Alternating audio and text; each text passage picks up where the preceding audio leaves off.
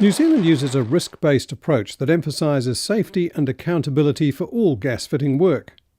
This approach is underpinned by the gas regs. In this video we'll provide you with an overview of some of the changes made to the regs in 2014.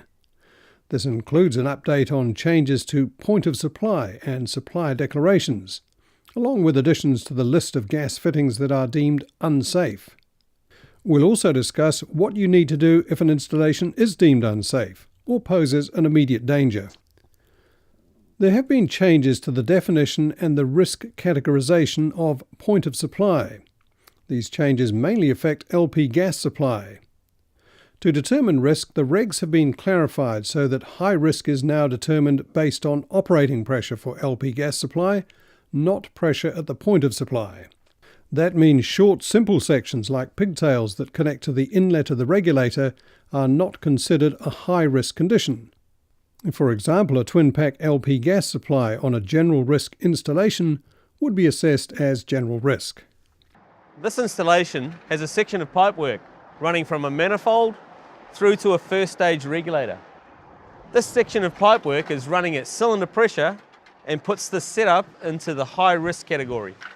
Generally, to be legally sold in New Zealand, a new appliance must be listed on the online gas appliance supplier declaration database, maintained by Energy Safety.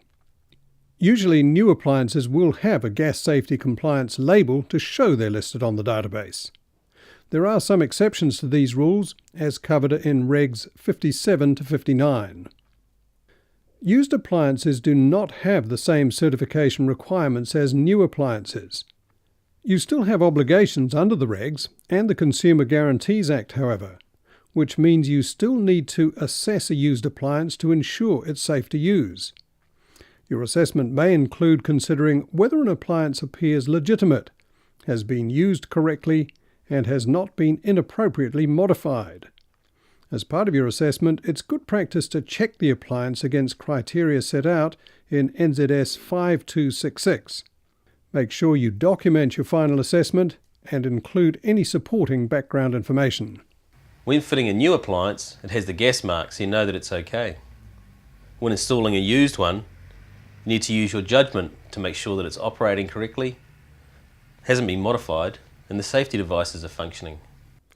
Gas fittings deemed unsafe now include inadequate, incompatible, or unreliable pipes and joints. Energy Safety provides information on the definitions of safe and unsafe on their website.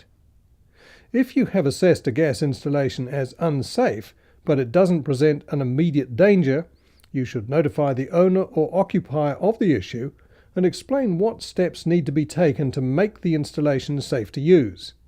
If you determine that a gas installation or gas appliance presents immediate danger, as part of your professional duty of care you should assess and then carry out any actions you're permitted to do to ensure safety. The regs require you to first notify the owner or occupier of the property immediately and inform them of the danger and what steps need to be taken. Inform them that as part of their responsibilities, they must also immediately contact their energy supplier. As part of documenting the immediate danger, you must notify Energy Safety to provide details of the danger and any steps that you or others have taken or that you believe must be taken to minimise or eliminate the danger. It's good practice to document the actions you took and provide reasoning for any decisions you made to address the danger. Visit the Energy Safety website for an update on the regs and related information. The board has a number of resources available to help gas fitters. If you hold a current authorisation from the board, you have free-to-view access to a suite of standards through your login on the board's website.